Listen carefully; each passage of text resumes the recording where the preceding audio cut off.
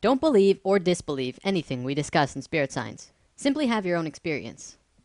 In Lesson 6, I showed you an intro to sacred geometry, the flower of life. We looked at the Genesis pattern and how it forms the fruit of life, the pattern that all physical matter in existence comes out of. We jumped out of the sacred geometric pool for a few lessons, and today we're going to dive right back in.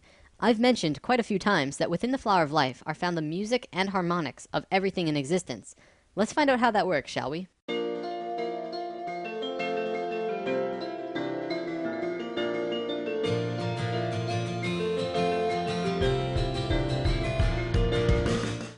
First, I want to show you phi and Fibonacci. It's important to understand for what we're going to talk about. I'll show you what you need to know to continue, and if you want to learn more in depth about these sequences, I will provide sources in the comments. Phi, also known as the golden ratio or golden mean, is a very simple relationship. If you had a rod and were going to put a mark on it, only two places would mark the phi ratio, which is here or here. The length of A plus B is equal to the length of C. This ratio is 1.6180339 and continues on forever. If you multiply the length of C with phi, it will create the exact same image, only bigger. C and D is equal to E. This ratio could then span on forever, going smaller and smaller or bigger and bigger forever. This ratio is infinite. It has no beginning and no end.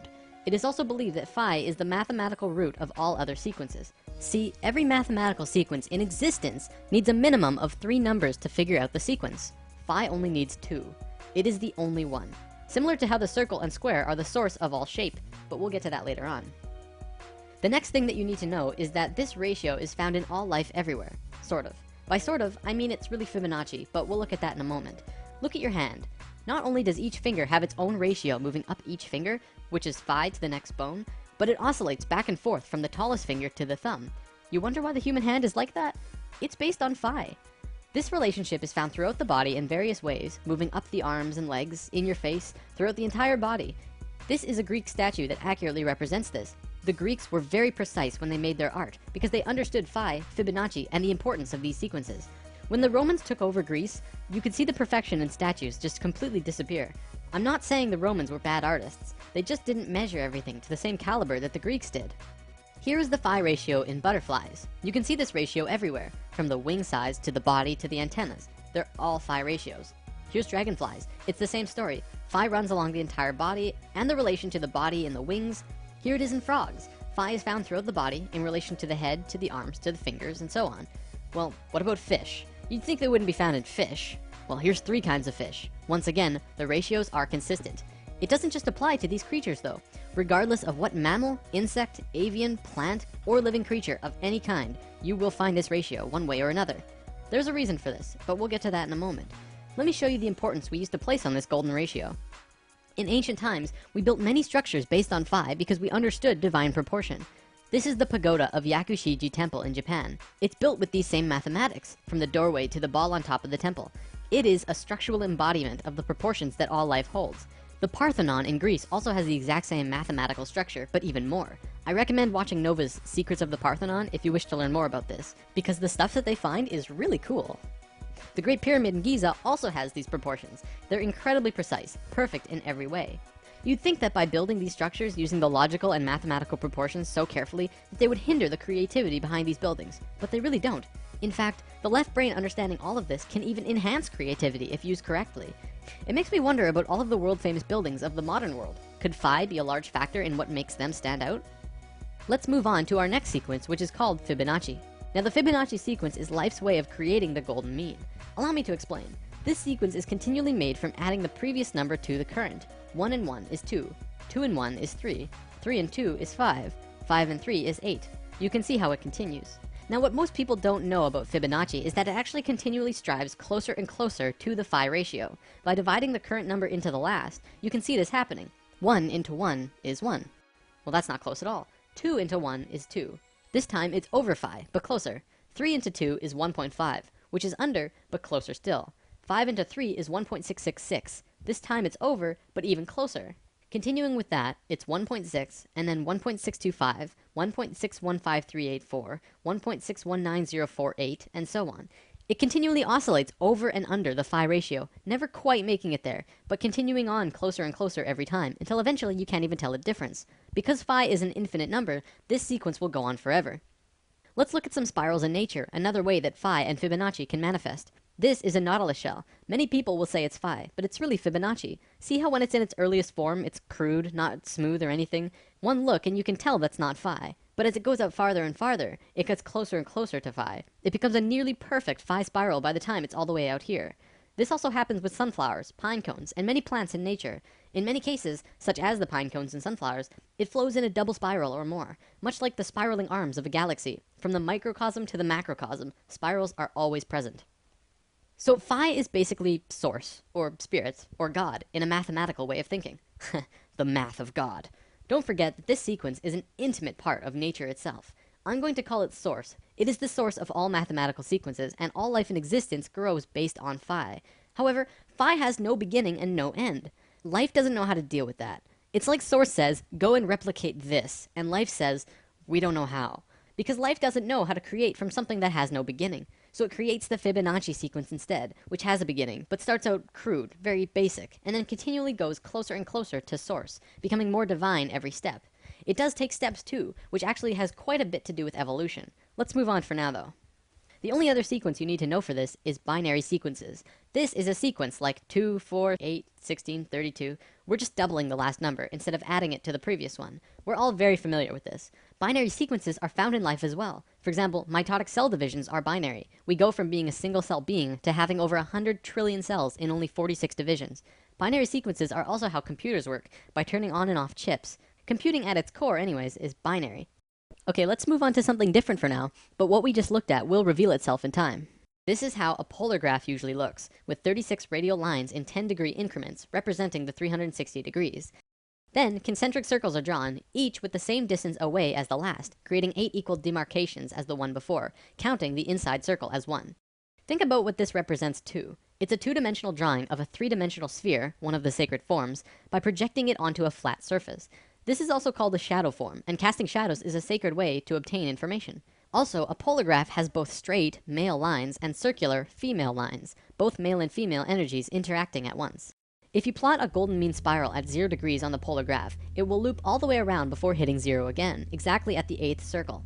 You'll find that this golden mean line crosses 5 specific places as it goes out. These places are where the female circular lines meet the male lines. It crosses at 120 degrees, 190 degrees, 240 degrees, 280 degrees, and then it jumps to 360 or back at 0, depending on how you look at it. What's interesting about this is that it creates both a binary and Fibonacci sequence. Looking at the radial increments from the center, it crosses at 1, 2, 3, 5, and 8. Well, that's Fibonacci, but it also crosses at 2, 4, and 8. Well, that's a binary sequence. We're going to look at the binary sequence in particular though, because what you find is very cool. If you draw lines from the outermost circles on the lines where the binary sequence was formed, you get this image. It is an equilateral triangle. If you continue the spiral outward, it would continue to hit these exact same places and continue to form larger equilateral triangles. Let's divert yet again to look at something very interesting. There was a man named Keith Critchlow who discovered something very important to understanding the geometry of music. First, he drew a straight line through an equilateral triangle, and then he measured from the middle of the center line and drew a straight line up to the top edge and back down to the bottom corner. Then he did the same, but passed through the center line of the top and back down again. He did this yet again on the other side. You can keep doing this on either side as well. By drawing this funny little form, he discovered something of great importance. He writes, continuing in this way, each successive proportion will be the harmonic mean between the previous proportion and the total length, and all of these proportions will be musically significant. 1/2 being the octave, 2/3 being the fifth, 4/5 being the major third, 8/9 being the major tone or step, and 16/17 being the half tone or step. In other words, he discovered the geometries of music, or at least one aspect of them. Then he tried measuring it in a different way, starting at a different point of the center line. At 3/4, he found the measurements were 1/7, 1/4, 2/5, 4/7, 8/11, and 16/19. All of these numbers are musically significant. This is very interesting. It means that the harmonics of music are somehow related to the proportions of the central line moving through a tetrahedron. Back to the polar graph, you can see that this drawing has a much greater value all of a sudden. Not only that, but it becomes even easier to make your measurements thanks to the polar graph itself. You can just draw a straight line through the drawing on the graph, and it will give you the center line. This information has been taken light years beyond what I just showed you though. A research team found that you can draw these lines not only from the center, but from any nodal points inside the upper half of the triangle, and you'll come up with all known harmonics in existence. Basically, this means that anywhere the straight line and curved lines on the polar graph cross from 0 to 120 degrees and start making the pattern, you will come up with all known harmonic systems. Not only the Western keyboard, but the Eastern, and even many unknown systems that have never been used.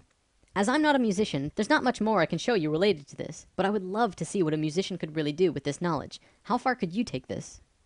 Alright, I'm running low on time here, so I'll wrap up with this unraveling. Remember when we talked about spirals in nature? They often travel in twos. Usually this is male and female. So on this polar graph, if you're going to copy nature, you don't just plot one spiral, you have to plot two. When you do that, it gives you this image, which is a star tetrahedron inside of a sphere. We mentioned this in lesson 7, and this image is more commonly known as the Star of David. Do you remember the face on Mars? NASA obviously tells us that it's just a random formation on the surface of the planet. But right next to the face, there are also a few pyramids and other anthropomorphic structures. I know what you're thinking. Why on earth would I bring that up all of a sudden? Well, Richard Hoagland and his colleagues have spent a long time researching and deciphering a message on the surface of the red planet. Want to know what that message was? It was a star tetrahedron inscribed in a sphere. Holy balls, right? There's a link in the comments to a page with all of this information if you want to learn more. It's pretty crazy, and very eye-opening now that we have this information about what this really means. Inside the star tetrahedron, another one fits perfectly. We can continue to put more and more star tetrahedrons inside or outside of the other star tetrahedrons, the same way the golden mean spiral can wrap around the polar graph infinitely big or infinitely small. You'll notice that this smaller tetrahedron also happens to fit perfectly around this sphere. Well, check this out. If you put this same size sphere centered on the point of every single star tetrahedral point, guess what suddenly reveals itself?